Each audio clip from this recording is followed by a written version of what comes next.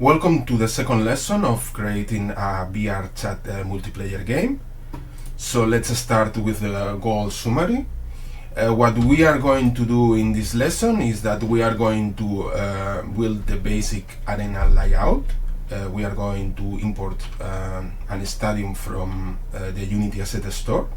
We are going to create the scene and the structure with the folders and everything in place. We are going to create invisible boundaries in order to limit the movement of the players. We are also going to add a skybox in order to have a sky, and finally we will just create our first wooden script that will modify the player's speed. So let's start with what we are going to learn in this lesson. We are going to learn how to organize the project using folders inside the section of project. We are going to import from the Unity asset store an asset that in this case is a free stadium. We are going to understand the spawning position. We are going to add invisible colliders in order to restrict the movement of the players. And we are going to implement our first basic script called GameController that in this case we are going to adjust the speed of movement of the player. What we are going to deliver by the end of the lesson is a functional arena layout. We are going to have a transparent floor, position it and scale it in the right way. We will have these invisible boundaries that will limit the player movement so they don't go outside the area we are going to define. And we are going to define a functional game controller script that will modify the player speed. And finally, we are going to test everything both in the Unity editor and in the VRChat client. The general description of these lessons is like this. In this exercise we will construct the game field where the entire VRChat sport game will take place. And we will also do our very first game controller script. For those of you who won the advanced challenge, these are the general steps that you will have to do. You will have to create the game folder structure, considering that we are going to use the design pattern called Model View Controller. You are going to move the current working scene to that folder. You are going to place a reference sphere for the center of the game field. And you are going to import and unpack the stadium prefab and convert it into your own, so you can use it by your own. You are going to add invisible layers to restrict the player's movement, and you are going to add a skybox for the atmosphere. Remember that in this case you are going to need to use the properties of render settings called skybox. Finally, we will write a small game controller script, the first wooden script, that modifies players' local movement speed. Okay, we are going to create the project folder structure. We are going to create the next folders, the game folder, and inside the game folder we are going to create the resources folder and the scripts folder. Okay, so it should look like this. So let's go to the Unity editor, and in here we are going to create the right folders. That is the folder game,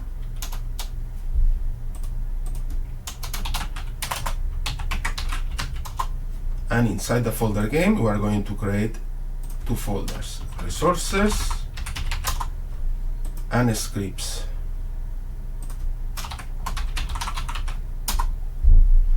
And we are going to move the existing folder scenes inside the folder game, so we have the same structure. Okay, so now the next step is going to be to create an sphere that we are going to center in the position 0, 0, 0.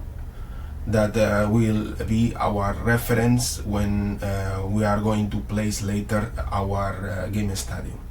Okay, so let's go back and clean the scenes here, and we already have an sphere that we are going to use. We are going to place it in the coordinates in the position 0, 0, 0. Okay, and we got it. Okay, so next what we are going to do in this exercise, we are going to import the stadium model. We are going to unpack the prefab, and we are going to create our own version of this prefab in order to use it.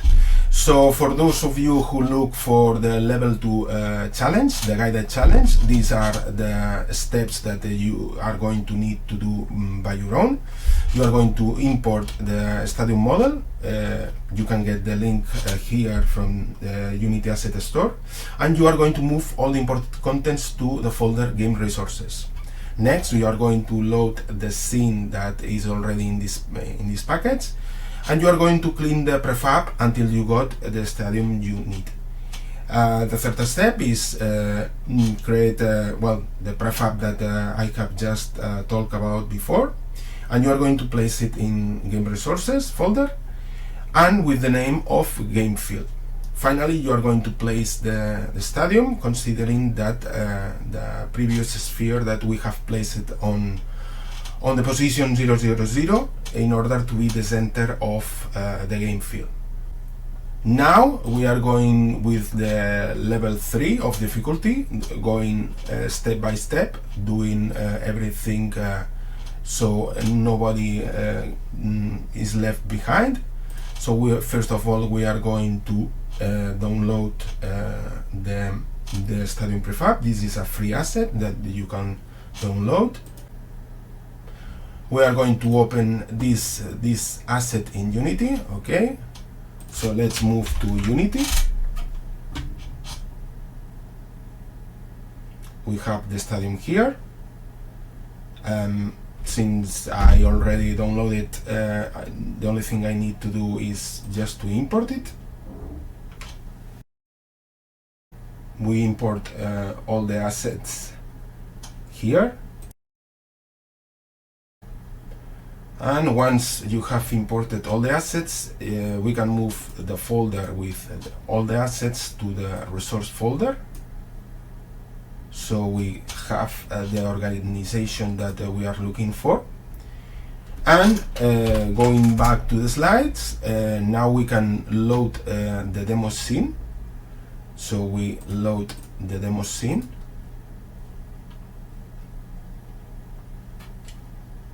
Okay, and if you center,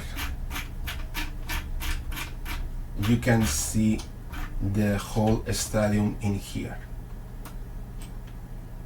So now what you need to do is just to clean this stadium. So what we are going to do, just to keep the same scene, what we are going to do is just to save this scene as a new one. We are going to leave it in the same folder as scenes, demo backup, and in this folder we are going to modify everything in order to keep only what we need. So we are going to clean everything except the stadium asset that we want. Okay, so we would be cleaning everything because the game field is going to be only inside the stadium, so we don't need anything else aside from what can be seen from inside the stadium. So nothing outside is necessary, and this way we reduce the amount of polygonal load, so we can have a better performance. So we have cleaned everything that we don't need, just keeping what we really need.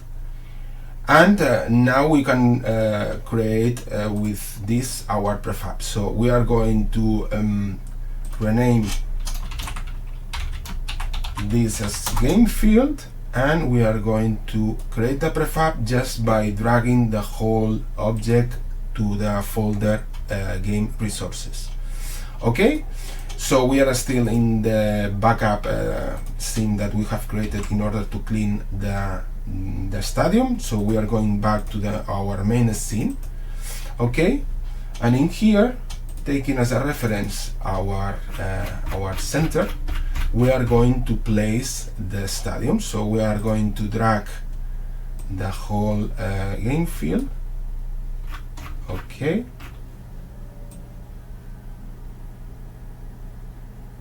we are going to extend the floor.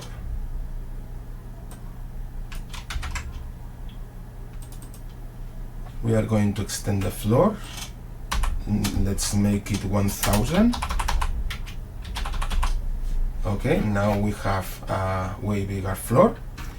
And we are going to center the stadium in the right position. We are going to make a little bit bigger the sphere just for the moment, just to know where it is. Okay, so we have the center right there. And we are going to move, okay, let's adjust the center now to 2 and move the game field. Okay,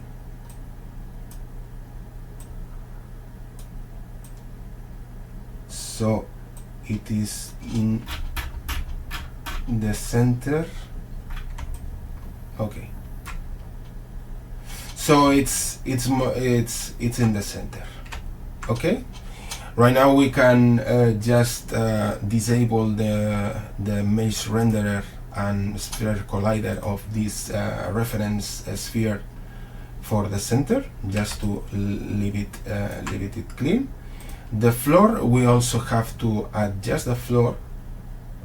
Okay, so the floor, let's see where it is. It is right there, and we are going to place it just a little bit over the game field, and we are going to disable the mesh renderer in order just not to display the floor. We are only interested to collide with the floor, but not in the rendering part. Okay. Okay, so back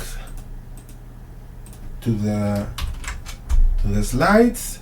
We have cleaned the stadium and created the game prefab, and we have positioned the stadium according the reference sphere. And if you go back to the Unity project and press play, you should appear in the center of the game field, and you should be able to move freely. Okay, so we are on the center of the game field, and we are able to move around. Okay, so that's okay. Now we are going to add invisible boundary walls using cubes. So for the level 2 challenge, you are going to create cubes around the arena perimeter, also a ceiling, because the ball can be thrown, and we are not interested that the ball leaves the game area. So aside from the walls on the sides, you are going to place also a wall, invisible wall in the ceiling. You are going to disable the mesh render component on all these cubes, so they are not visible. We are going to keep the box collider, and we are going to adjust the positions so the players cannot leave the play area. And you are going to test it both in the Unity editor and in a Windows instance, a VRChat Windows instance. So let's do it on level 3, step by step. So we are going to create cubes for the game area. We are going to create a new object, an empty game object that we will call it walls. And this is an empty object that doesn't have anything. Inside this object we can place more game objects, and that's what we are going to do right now. We are going to place several cubes, but we are going to start first with one wall. Okay, so we have created the cube, and what we are going to do is to place the cube in the position we want to place the wall. Okay, and we are going to scale the cube so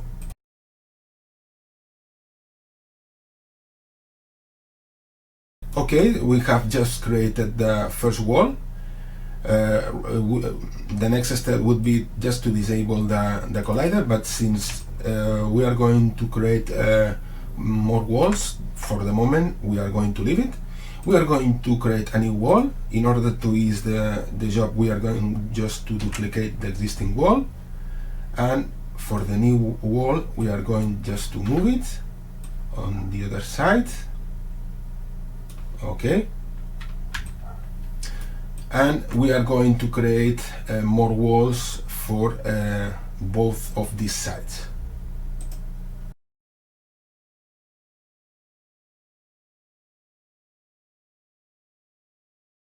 Okay, so we have placed the 4 walls around the game field, so this is the area that the players will be able to move around. And the only thing that you need to do is just to disable the mesh renderer, so they are just invisible. The colliders are still enabled. The box collider component is enabled, so you will collide with the wall, but you are not going to be able to see it. Okay, as I told you before, we need to create a ceiling. Okay, so let's create the ceiling.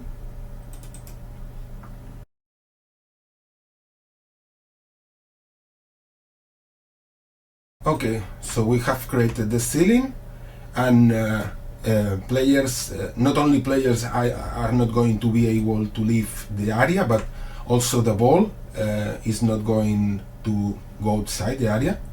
This is a closed area, so now we can disable the mesh renderer of all the components, and these walls won't be visible.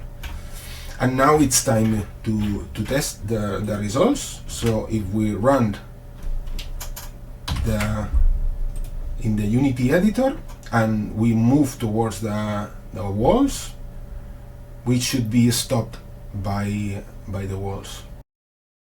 Okay, so now let's move towards any side and we will be stopped right here. We cannot move forward.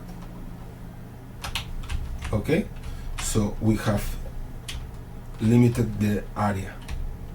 Okay, let's do another test that it's with creating the VRChat Windows instance with one player forcing non-VR. So we are going to just build for Windows, and we are going just to test it. We should get the same result as in the Unity editor.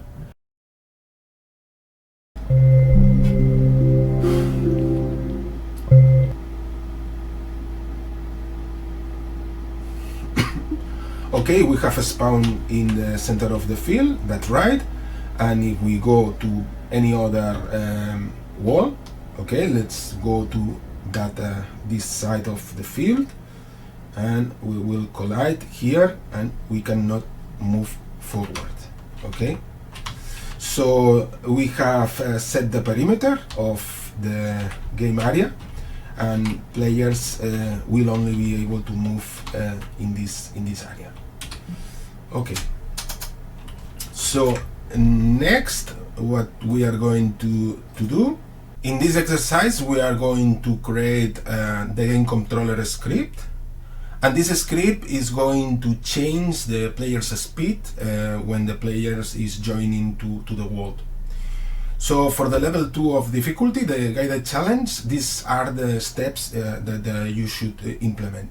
First of all, you have to write an empty script named GameController in a new folder called Game Scripts. In this case, the new folder is called Controller. You will create Udon C# program asset, and you will rename it as GameController also. The GameController script should extend from Udon sharp behavior. Okay, so you will have to change the extension from mono behavior to Udon sharp behavior. And you will have to set the source script in the Udon C# asset with the GameController script. Next, you will have to create an empty game object in the scene and attach the script GameController. There is a method inherited from the class Udon sharp behavior named onPlayerJoined, and you will have to override this method in order to display a debug message. This will help you to check that the connection, the script is properly working. When you run the application in the Unity editor, this message should appear. And then find out how to change the speed of movement of the joined player if it's a local player. Okay? Feel free to ask AI or search for it. Okay? So for the ones on level 3, we are going to do it step by step. Okay, so we are going to start just by creating the new folder. We are going to create the new folder here. That would be controller. Why we are naming this controller? Because we are using the model view controller structure. It's a design pattern used to organize projects, to organize code in a more structured way that allows us to grow the project better. Okay, and in the controller folder we are going to create our script, our script GameController. Okay, and now we are going to create the Udon C# program asset. So left click on the mouse, and here there is the submenu VRChat, and we are going to select here on Udon and here on Udon C# program asset, and we are going to rename it as GameController also. Now we need to connect the Udon C# asset with the script, and in order to do that, the script must inherit from Udon sharp behavior. So we open the editor, and we are going to change it to Udon sharp behavior.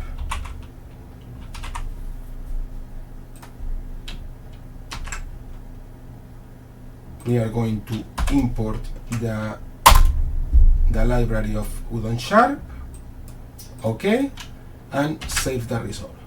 And now we can set the property of the Udon sharp asset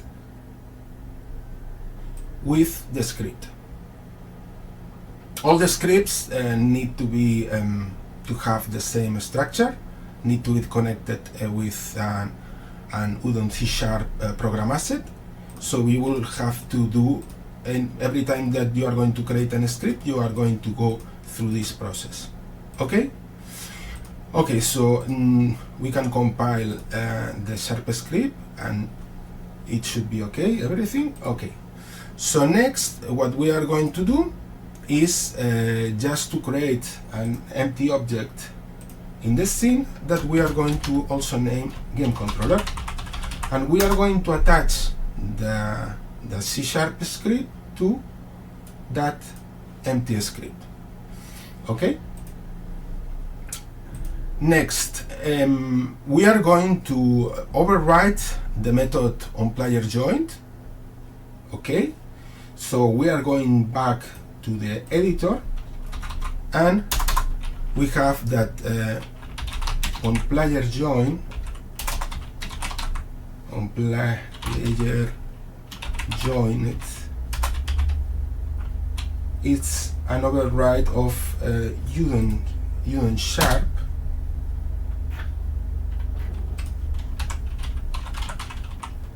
Okay, so we are overwriting this method. So we are going to do an override of this method. And the first step that we are going to do is just to put a debug message, just to check that the player has successfully joined the world. Okay, this is enough to just to check that our first script is working with a Unity sharp behavior. Okay, so we are going to save it.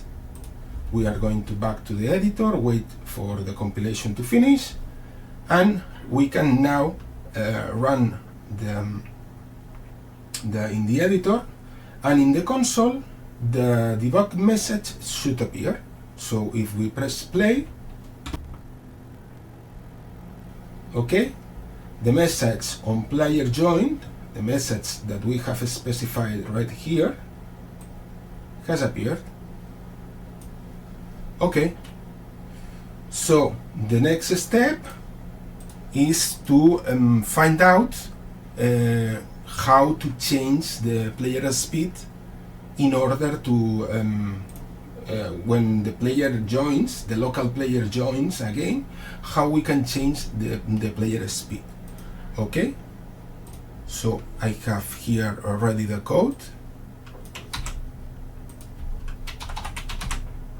and what we are doing here is just to check that the player that has joined the game is the local player. To access to the local player, we have the instance of networking local player, just to compare if this player belongs is the local one, and the class, the instance of player, VRC player API, has the methods set walk speed and set run speed that allow us to change the speed of the player. By this way, what we are doing is increasing the speed. So when we are going back to the editor and run the editor, we should be faster, both walking and sprinting. You can walk just moving the arrow buttons, and that's it. And if you want to sprint, you have to press shift to sprint. So now we are walking, and now we are sprinting. So we are faster in this way. Okay, so the next step, in the last exercise of the lesson, what we are going to do is just to import an skybox from the Unity Asset Store. And in order to apply this skybox to the game, we are going to use render settings, the property skybox, in order to set it for our game. So for the guided challenge, the steps that you need to do is first, import the skybox. Next, create a member variable in GameController for the skybox material. Then assign the skybox through the render settings in the start method, and finally test the scene. For those of you who are doing the level 3, let's do it step by step. We are going to import the skybox, and we are going to import this skybox that is free. So we are going to open it in Unity, and we are going to import it. Okay, Next, we are going to move all the folder to our resources folder, and we are going to check what we have here. So we have the materials that are the ones that we are going to use in our application. We will choose one of these skybox for our game. Okay, so the next step will be to create the member variable in GameController for the skybox material. Okay, so we go to the code and we create the member variable for the sky.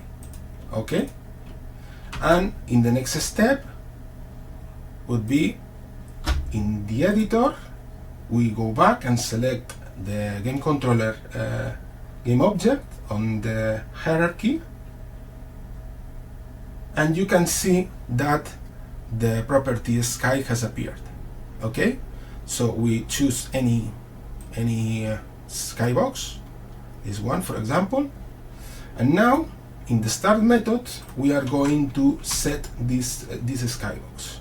So we are going back to the code, and in the start method we're going to just set in the render settings the property skybox to our sky. If everything is right and we run in the Unity editor, we should already see how the sky is using the skybox we want. Okay, as you can see, now we have the skybox we want.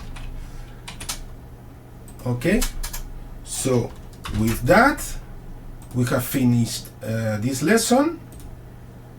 You have a code checkpoint in this link in the case that you got stuck or you want to continue from clean code.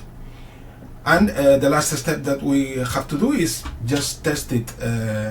We have already tested in the Unity editor. We need to test it now on the as a VRChat instance. So let's open the panel and build just one instance and test it.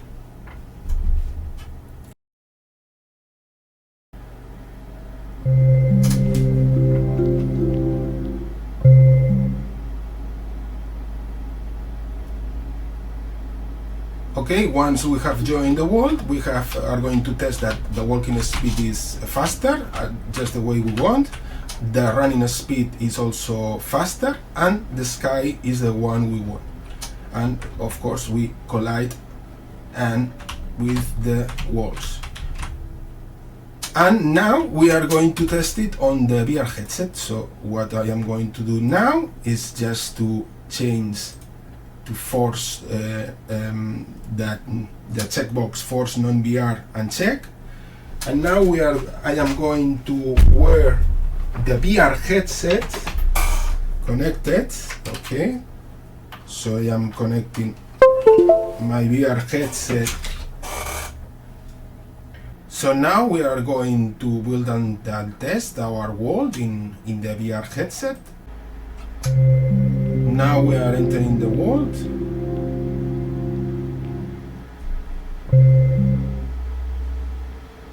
So we are going to respawn in the center of the field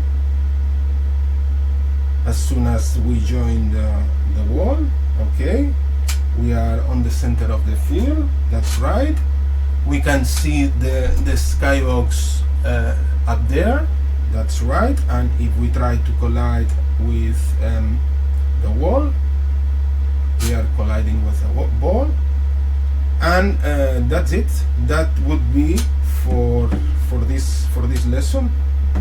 Let's stop the process, go back to the slide, and what we have accomplished with this lesson, we have built an arena where the game will take place. We have created boundaries to keep the players inside this arena. We have created our first script GameController and Udon C# behavior script. And we have just prepared the environment for the next steps of gameplay logic implementation. The next slide, there are some questions in the case that you want to check your knowledge about this lesson, and you can provide some feedback on the last slide.